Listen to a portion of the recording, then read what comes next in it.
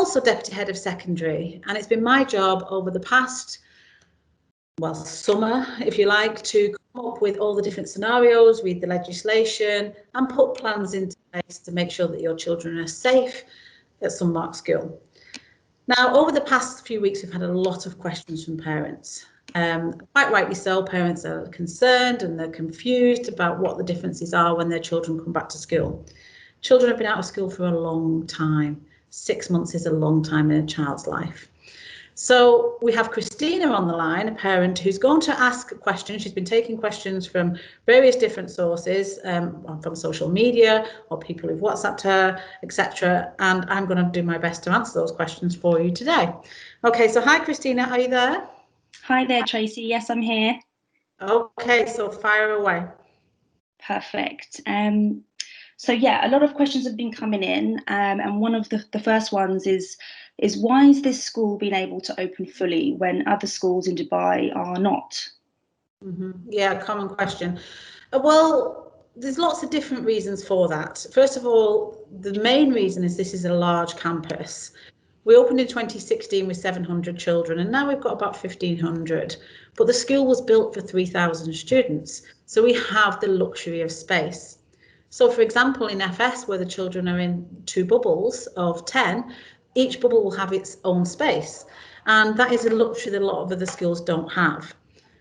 Therefore, the children can be appropriately socially distanced within the classrooms.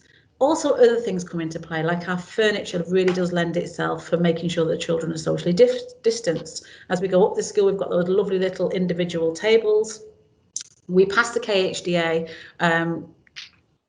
guidelines, if you like, from when they said that what schools had to look like, a number of children in a class, for example. So all those things come into play, that we are equipped to open for a full school, full day, 7:45 till 3 o'clock for students. Not all schools can do that, because some schools have been established a little bit longer than us are full. So the more established schools, they are going to struggle to get the children all day, and they've had to go for a split day model. So that's the reasons why we're open fully. Okay, thank you. And when is the first day of school? So the first actual day of school where children come in and learn for the full day will be the 1st of September. However, prior to that, children will go to the soft starts, and the soft start will be an appointment that you will receive over the next couple of days, where your child comes in, meets the teacher, gets their timetable, knows where their class is, understands everything that they need to bring to school. And that will happen on Sunday and Monday next week. But your child will only be here for one of those days for that appointment. We'll bring them in small groups, so there will be no more than 8 children in a group, and they will have the chance to answer any questions, get familiar with the teacher, and understand the rules, regulations, and the new layout of the building in terms of where they can go. There's nothing more important than us that the children feel safe and secure in school. And what we don't want is, chaos on the first day where nobody knows where they're going. I mean, I came back into this building after a long time, and at one point I had to stop on the corridors and think, which way am I going now? Because it's been such a long time. So we can understand that children will feel anxious. So because of that, the first 2 days will be soft start, and then the 1st of September will be when school starts normally. Okay, perfect. So what are the new safety procedures that are in place around the school? Okay, so we have all the mandated safety procedures, which includes temperature checks on entry, masks for all students up until year 7. I've come into a room on my own here, so I'm able to remove my mask. We're not designating what type of mask the children's wear. That is up to you as a parent to fit your child with the most appropriate mask as you see fit. And that's for children age 6 up. So what we've said is year 2 up will wear a mask in school. All of the children from FS1 to year 1 are not required to wear a mask. And the mask must be worn at all times. Year groups will be taught in zones. So, for example, if your child is in year 7, they will only go to the 2nd floor. They'll enter at the back of the school, go to the 2nd floor, and all their classrooms will be allocated along that corridor. So it's almost like we've created mini schools. This is so that children don't cross-contaminate in any way, so they're not touching the same surfaces as the whole 1,500 children. So that enables us that if we do have an issue of any kind, or we do have a suspected case, well, that cuts it down in terms of cross-contamination to just that one bubble, that one zone. We've minimised surface contact with the systems that we've got in place with issuing resources and textbooks, etc. We're minimising things being given out, collected in, those sorts of things. So all those things are in place. We have thermal scanners as children walk into school, so everybody's temperature checks will be taken, and staff have had extensive training that's going on all this week about, you know, how to keep children safe, what to do if a child is showing symptoms, etc. So all those things we're very secure with now. We spent a lot of time putting those systems and processes in place, ready to welcome your children back. Perfect. So are COVID tests required for students before they return or not? They're currently not. So Dubai didn't make this a mandate, so students are not required a COVID test. Another common question that's been coming to reception is, my child has just returned from travel, do they need to quarantine for 14 days? That is not a mandate either. As long as your child is fit and healthy and not showing any COVID symptoms, they just come straight to school. So there's no tests for them. However, last night for staff, there was a circular that came out from the KHDA that was said that all staff will be tested before the children come back to school, and we're just waiting for those procedures. And I think that's a good move, just to make sure that, you know, we've not got any cases within school or any asymptomatic staff, because we wouldn't know before your children come back to school. So that will be actioned this week. Okay, perfect. And could you tell us what the school timings are for each year level? Because that's one that parents are asking. Okay, so the school timings for children from year 1 up are 7:45 to 3 o'clock, and that's for all years. FS1 timings are till 1 o'clock, and that's as it was the half days as of last year, unless aftercare is requested. And on Thursdays we finish 55 minutes early, so we finish at 2:05. There may be, and this will be given to you in the soft start, 5 minutes early release time, just so we stagger the release, particularly of primary students, where we need to make sure that they're picked up safely, because we now have restrictions of parents coming onto site for pickup, and we have a whole system in place for that will be given to you at soft start.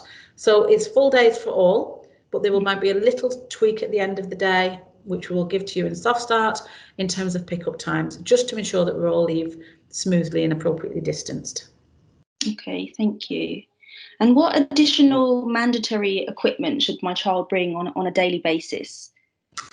Okay, so the most important thing that they bring is a device. Okay, so students now, just like they did remote learning, will receive their work via either Seesaw or Microsoft Teams and the OneNote platform, and the teacher will share the resources with them. So that might be a question paper or a PowerPoint or whatever's appropriate for that child. The reason that we're working like this continually is so we're not giving out resources all the time and collecting things back. So even though children will have exercise books to write in, those will not be collected back by the teacher, because that again is swapping surface contact. So we'll work in the same way as we did before, where the children routinely take a photograph or scan their work and submit it. Teachers as well are doing a lot of movement around school. Moving from class to class to minimise the student movement, and therefore they can't be carrying the books from class to class. It's just impractical. So we're going to be, the new normal for us is working on a device, and children receiving the resources on a device. So it's essential that they bring a device to school. The other thing that they need as well is noise cancelling headphones. The reason that they need these with a mic is because children love to collaborate and get into groups and share ideas and be creative, and that's difficult in social distancing. However, as we've learned over the past 6 months, it's not difficult like we're talking now, Christina. So children, if they have a pair of noise cancelling headphones and a mic, can communicate seamlessly with other members of the class if they're working in groups, etc. So it allows creativity and flow. It also allows one-to-one feedback from the teacher, where a teacher might be marking a piece of work and questioning a child about it. They can have that private conversation, where previously the child would come to the desk and have that conversation with the teacher. That conversation will take place like we are now in a one-to-one call. So it's very important that they have those two things. Of course, they need to bring masks, so they're going to need to bring a mask that they're wearing and a spare as well in their bag. And stationery has a bigger part to play now because children all need their own stationery. Staff, they will share resources if they need to, but those resources will need to be sanitised when they're brought back in. So that's a big job for staff. So where possible, everything, a piece of stationery the child needs, pens, pencils, colours, safety scissors and glue sticks, and for the older children, calculators and geometry sets, those sorts of things are going to be needed by every student. And they can leave them in school, so they don't need to carry them to and from school. They can leave them in their lockers, but they do need to be brought to school every day. Also, children, we're going to ask for, certainly the first couple of weeks, to have a packed lunch. We have got a system in process. We're in the process of developing it so that Kita, our catering provider, can deliver students a lunch to their zone, their bubble, if you like. We've not quite finalised that yet, and again, we want to be things as smooth as possible and minimise movement as much as possible in the first couple of weeks until we get into these routines. So we're asking that all students bring a packed lunch for the first couple of weeks, and then we'll tell you what's happening in terms of the catering provider if you choose to for your child to have a meal delivered. The other mandate from the MOE and the KHDA is that water fountains are no longer available, and this kind of makes sense if you think about everybody, putting their bottle underneath a fountain, the touch points and the opportunities for contamination. It makes sense that we're not having any water fountains. So your child will need to come to school with 2 water bottles a day. I have had some concern with this. What if my child runs out of water? Of course we will accommodate, but we can't be spending our time giving bottled water out, because that's the only water that we can give out for students. So please send with 2 bottles of water. There are vending machines around school for older students, and the water, will be a minimum price, 1 or 2 dirhams. I'm not too sure, to be honest, but it certainly won't be more than 2 dirhams. So for older students to use the vending machines, but water is very important. And also for them to wear their PE kit to the school on the day that they've got PE. Don't worry about this for the first couple of days. We'll sort this out because students are not going to PE in the first week.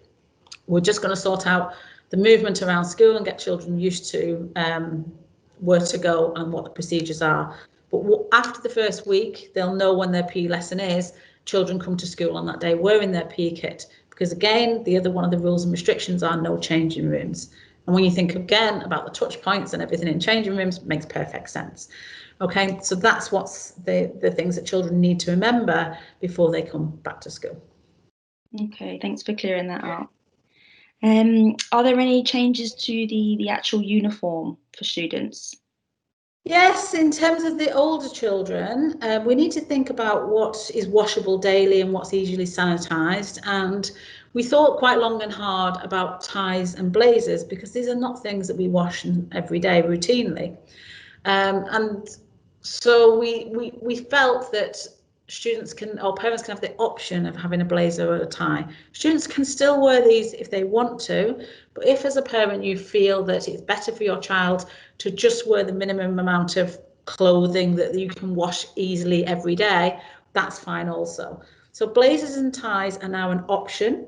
If parents wish their child to wear them and they're happy with how they're being sanitised every day, that's fine also, but they are optional for all students from now on. Okay, thank you. And when will I know my child's class for next year? Okay. Some child's classes have been actually sent yesterday. I do know that's the case with some secondary students. So they were sent on, what day are we on today? They were sent on Monday. As the week goes on, we will be issuing classes. We did say by Wednesday the 26th that classes will be allocated.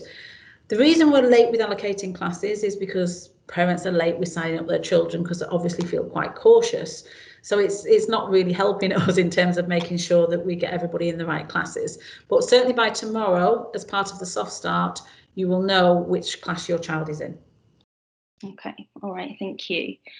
And will my child need to wear a mask all day? Yes. And we know that this is hard. So children from year 2 up will need to wear a mask all day. We've talked about this quite a lot with staff, and Katrina Mankani, the head of positive education here, about how we instill, like, rather than a mask rule, it being a mask culture. I think Dubai's done this very well. You know, we're quite compliant in Dubai, that if that's the rule, that we stick to it. So yes, we need to make sure that this is something that children know that they always do, and staff modelling that is very important as well. Children can take their mask off for PE lessons, or when they are eating within the classroom, seated, obviously, or drinking water. So those are the same rules as it would be in a mall, really. It's more rules in school from now on for children aged 2 and above.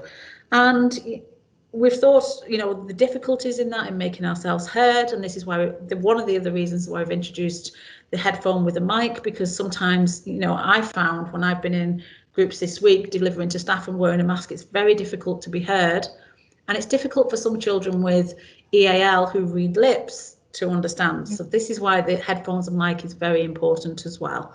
But yes, we have a mask wearing culture to keep us all safe. We're going to be positive about it and just get on. Okay, fully understood. And for those children in FS to year 1, do you know if those children will be able to be with their friends all day? Or yes, Miss Hammond, the head of that key stage, has done quite a lot of work with parents where they've filled in a form for their child to be with their friends. So every child has been allocated a group with at least one friend. We can't put all the children together because sometimes you end up with all boys or all girls, so we've had to be sensible about it. But yes, they will be with at least one friend within that bubble. right, perfect. And will my child, or will children be in one place all day? Okay. Yeah. So for primary, this is normal for children to be in one classroom the majority of the day. And there will be some specialist release in, and I'll talk about that in a little while. But for years 7 to 9, children are normally, so the early stage of secondary, normally used to moving from classroom to classroom. Now, if you think about each table needs to be sanitised when it's used by a different student, etc., that is a lot of work. And, you know, you get into door handles and stairwells and all those types of things. So for that reason, in years 7 to 9, the children can stay in one classroom and the teacher come to the classroom for maths, English, science, history, geography, all those types of lessons. They can come and deliver as normal. However, some lessons like art, drama, PE, and all the lovely creative lessons that goes on here at Sunmark are not that easy to do within the classroom environment. So staff at the moment are just writing plans of how they can transport the children safely to those areas and how the rooms can be sanitised in between. So a good example of this is in music. So the curriculum in music will be slightly adapted because, you know, we'll be no longer blowing into recorders. So those are on the shelf, put away for a long time to come yet, until, you know, this pandemic is over. But we can still use keyboards, and keyboards can still be sterilised after every lesson quite easily, as can ukuleles. I was in a conversation about that yesterday. So it's about adapting the curriculum in an appropriate way. So children will move for those types of lessons. They won't move in the first week, just because, again, we want to get our systems, processes and our routines in place. And then after that, they will be collected for these types of lessons and taken to a newly sanitised room for those lessons. So yes, in the first week they will, and then we'll start to release slowly as the weeks go on. Let's kind of get safe and get up and running, and not trying to run before we can walk, is the message, really. Yeah, definitely, it makes sense. Yeah. Okay, so can you advise the maximum class size that we'll have? Well, up to year 1, it's 10, because that's the KHDA mandate. So they're going to have a lovely time in their classroom with 10 children who can roam freely and play, and as children of that age should. Okay, so that's fantastic for those children. As they get older, so from year 2 up, the maximum class size is 24 for all years. So this depends on how many children we have to sign up, but the maximum capacity in a classroom where children can be seated at distance, the 1.5 metres apart, is 24. That doesn't mean every class will be 24, but that is the maximum capacity. Previously, we've managed, you know, our policy was 26. It is now 24 for that reason, because that's how many children can fit in the room. So I know a lot of parents were wondering about the soft start. Could you tell us a little bit more about the soft start, please? Okay, so the soft start is designed for children to feel safe and secure and fully informed of what they need to do when they come into school on the 1st of September. Children have been out of school a long time. They're going to be thinking, where's my classroom? Who are my friends? Where do I sit? Where do I put my things? It's natural. The teachers came in back in yesterday. They were exactly the same. So it's about giving them all the information they need in a calm way as possible. So tomorrow, the schedule for Soft Start will be sent out, given a time when your child comes into school. You'll be able to drop your child off. They will meet their teacher at the gate or in the grand lobby, depending on which allocated gate you go to. And the teacher will escort a small group of up to 8 children to the classroom. Here they'll be taken through all those procedures, and the children can ask questions about what's different, what changes, what do I need to bring to school, for example. They don't need to wear a uniform if you haven't got one yet, because we have got appointment system for the uniform. So if you don't want them to wear a uniform, if you can send them in uniform, that would be great. But if you haven't got one, don't worry about it. They can come out of uniform for the Soft Start. And they will then be able to ask questions. They'll get their timetable for the older students, and they'll be fully equipped for starting school on the 1st of September. So that is the reason for the Soft Start. They will only come in for one appointment over the 2 days. It's an hour and a half to 2 hours, an appointment over the 2 days. Okay, and thank you for clarifying about the uniform as well. So yeah, okay. Earlier you mentioned about children bringing devices in. Could you clarify what type of device? Should it be a tablet, an iPad, a laptop, or what do you suggest? Okay, so up until year 9, they really only do need a tablet. I wouldn't recommend a laptop because they're heavy and very quite breakable for children up until year 9. In 10 and 11, they will be fine with a tablet as well, as long as it has a good keyboard facility and good storage facility. So any tablet, 7-inch, 7.5-inch above, is fine. They do not have to have an iPad, although the children will tell you that they have to have an iPad, but any tablet is absolutely fine. They may need a power bank as well, because even though we have power plug point towers in every classroom, it's if their battery runs out, it's not appropriate for them to be trailing wires across the classroom. So a power bank would be great as well if they're bringing a tablet in. Okay. From year 10 up, we do recommend, although it is not essential in year 10 and 11, a tablet is still fine, but from year 10 up, it is great if they have a laptop. A laptop allows them to produce word process work, work on PowerPoint, and it has far more software and functionality than most tablets at the moment. Although the Surface Pro Microsoft tablet has all the same functionality, if you like. So as they get older, it's all about what software is available and how they can express themselves in a certain way. If they're a media studies student, for example, we would say a laptop, because they're going to need it. And then in year 12 and 13, a laptop is mandatory, because that's the way that older students work now. They work fully in folders, files, submitting work, word processing, and ready for the future. In my day, we taught children how to type, but those days are gone, aren't they? And they're all fully fluent in using a device at the moment.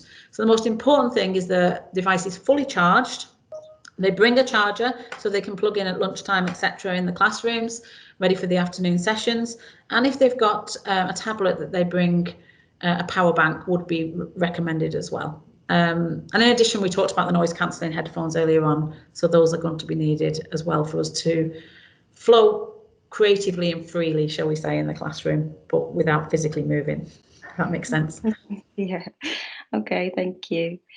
And for those students that are in year 7 to year 9, can you tell us if they'll be in set groups for learning? That's a very good question, Christina. They're not. So previously, children will be setted, particularly for maths, they would be setted as a good example. But setting children would mean that they were moving from classroom to classroom and desk to desk, etc. And we're minimising movement as per the directive from the KHDA, and it makes perfect sense as well. So they will not be in sets. So teachers will differentiate within the classroom, which I personally don't believe in sets as an educationalist. I like children to be taught in mixed ability groups. So for the first year, there will be no sets in year 7 to 9. Children with complete mixed ability. Okay. And for those parents that opt to keep their children or their child at home to work online, can you explain how this will work as well? Yeah, so because it's little movement, if you like, it will be exactly the same as I'm talking to you now. You know, the class will be at the side and the teacher will be wearing a mask or behind perspex, and they will be delivering in the same way. Now, I've had a lot of questions from parents about how they opt for the online learning. So if you speak to admissions and if you've registered for term one and you are opting for online, that is absolutely fine. We want you to opt in half-term blocks. However, you may feel after 2 weeks that you want your child to come back because you feel a little bit more secure. And if that's the case, you can do that also. And again, let admissions know. Now, it will work in exactly the same way as we did when we were distance learning. The teacher will always have the laptop in front of them. They will dial into the class on Teams, and any students that are working from home will be able to listen to the teacher, and the resources are all shared remotely anyway. So it'll be pretty straightforward for the children. So also your child might be displaying some symptoms, a sore throat or a runny nose or a fever. If that's the case, keep your child at home and they will dial in and work online. For this, you would just register this with the attendance app on your Fortis VLE and just register the child as, instead of registering them absent, you register them as working remotely. That will be a new option there, and then the teacher will be notified to expect the child to be online. So it's all very smooth, all very straightforward. As a parent, you have the choice for your child to work online or to work at home. We do prefer that this is in controlled chunks of time. What we don't want is children working at home one day and coming in the next day. That's not great for the child, it's not great for our staff and routines. So please assist us here. If you need to keep your child at home for safety reasons, they're vulnerable or you're vulnerable yourself, that's absolutely fine. However, please keep to large chunks of time, unless it's something as routine as a cough or a cold. If that's the case, you just keep them at home while the symptoms persist. Okay, so in that sense, would it be best for us to contact admissions or the class teacher? Yeah, sorry, Christina, perhaps I wasn't clear. Yeah, contact admissions in the first instance to say that you'll be opting for online. That will trigger the system with the staff here and understand that there will be a child online or a group of children online during those lessons. We will send the child the timetable that will come from the form teacher. Students will log into lessons and they're very clear how to do that. If it's a new student, we perhaps will need to talk them through during the soft start of how to do that, and we'll make provision for those children. And they log into every lesson as normal in real time. So that's the most important thing, that they need to be in the lessons in real time. We can't really go on with the work later because then the teacher won't be available at different times. And things like exercise books and textbooks, they will be put into a pack by the class form tutor and they will be able to be collected from reception. But I don't think they will be available until the second week because that might take us some time for the logistics of that. So it may be that children are working on paper until the second week and then we'll issue all the resources that are needed in whatever age appropriate that is. So as they get older, they need more textbooks. So those will be issued in the second week. Okay, all right, thank you. And earlier you mentioned that children will be in certain class sizes and sort of bubbles. So will children be able to socialise with other children in their bubbles as well then? They will be able to socialise in the same year group. So that will be quite smooth for the children. Once we get past week 2, we then say that we're going to start using some outdoor spaces. Today we've been sort of roping the pitch off and into different year groups for different ages, for example, and all the different play spaces. So once we get to week 2, and it might be a bit cooler then as well, we'll start to use outside spaces. And children will be able to socialise at a distance in their bubbles, in their breaks and lunches. Okay. So earlier you mentioned about PE kits and probably that PE will start in the second week onwards. But how will PE actually work? How will it go ahead? Okay, so it's the same as any other practical lesson. You have to think about equipment and surface contact and sharing equipment. So that means that the curriculum will be adapted. For example, there will not necessarily be any racket sports because it's difficult because it's shared equipment. But other things like athletics and aerobics and fitness circuit training, all those things can carry on. Very passionate about fitness for our children here and healthy lifestyles. So it's very important that PE continues. but it will be restricted to make sure that there is no contact sports, if you like, or shared equipment. Just yesterday I met with the head of PE, and I know he's been very creative in what children can get involved in. And also, if, for example, they're using floor mats, these will be in the same way as using a desk, these will be sanitised in between each session for the children. But the only main difference will be that there will be no changing. So we talked about, it's not appropriate for them to go outside when there's no changing because it's just far too hot and sweaty. So it will be limited for the first few weeks. And then as temperature drops and as we become more versed in the social distancing, then we'll start to move outside for PE lessons. Okay, all right, thank you. And for creative lessons, so say for example art or drama, will those sort of lessons still be possible? Yes, they will. Like I said, we have a large campus here, so I went into the art room just yesterday, and I love the way that the teacher had organised the room so the children would be distanced. So yes, they are. The shared equipment part is a challenge. But for example, if I was, because I'm an art teacher myself, if I was teaching year 7 watercolours, that year 7 class would have their own set of watercolours, and those resources would stay in a box and they'd only come out once a week. So we're not sharing with different classes and different zones of children, for example.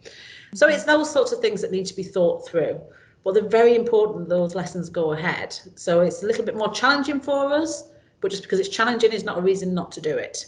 So yes, those lessons will go ahead. It's my passion as well. So I'm very keen to have a look at those plans. Like I said earlier when I referred to music, there may be slight adaptations to the curriculum, but children will still be creative and go into their specialist lessons. Okay, perfect. And can you tell us if prayer rooms will still be open as well? The current mandate is that prayer rooms are to remain closed. That's from the KHDA. I assume that this will be reviewed as time goes. If children want to pray in school and need to pray in school, they can bring their own prayer mat, store it in their locker, and speak to their form tutor about a quiet place where they can pray discreetly and social distance as appropriately. So we'll accommodate the needs of those Muslim students who wish to have daily prayer. Okay, all right, thank you. And will we still have external after school clubs go ahead at the school as well? Okay, so again, this is something that, yes, we want to happen, but we don't want it to happen immediately because we want to get into our systems and processes and make sure that everyone's safe and we don't have any outbreaks. So for that reason, they will go ahead, but it may take 2 to 3 weeks before external providers will come into school and provide a service for your children. In terms of internal clubs, these in the first instance will take place online. This is because internal clubs, for example, if you think about something like the school production, not that we can have events yet anyway, but something like that, or a dance group, for example, this would traditionally have children coming from all different year groups and all different ages. So that can't happen in the first instance. So I've asked staff to think about how they can be creative and provide clubs at home, and clubs will start at home in probably about the second or third week from 4 o'clock for those children that want to choose them. So something like Debate Club or World Scholars Cup works perfectly well online, lends itself to working online, that can go ahead. But of course we need to give children the time to go home, get changed, relax, and then the clubs will take place later on in the afternoon. Okay, all right. And for bus transport, how will bus transport work as well? Okay, so it's the same with the socially distancing on the bus. The maximum capacity is now 50%. So rather than 2 children on a seat, it's 1 child per seat. Allocated seating, temperature checks before the child gets onto the bus. So if you're dropping your child for the bus and the temperature is too high, they will not be permitted to come on the bus, as they would not be permitted to come into school, because there's no point in bringing them to school only to be turned away. They wear the mask on the bus, and also gloves as well is something that I read recently is for children to wear on the bus. So if your child is a bus child, they wear masks and gloves on the bus, and their temperature will be checked before they get on the bus. So please wait while your child gets on the bus and make sure the bus has gone and they're not being returned home because of a high temperature. Okay, all right, thank you for that. Now, for those students in years 11 and year 13, they normally have intervention classes. So how will these work? In the same way as the extracurricular will work, it will be online. So children will go home and they will be put into the appropriate intervention groups, which we normally differentiate. So, you know, we're looking at moving from children from a level 5 to a level 6, or from level 4 to a level 5, for example. For these groups, they normally go into sets, because that's the best way to really pinpoint a child's needs, to make sure that they get the level 6 plus that we want all our children to achieve. So for that reason, those will take place online, and the heads of faculty for those subjects will inform children of how they will work. Within a couple of weeks, we'll start to ascertain which children need intervention, and then those will be put into action. Okay. All right. Now, for lunch, I know you mentioned Kita earlier, but could you advise what's the best plan? What's available for lunch?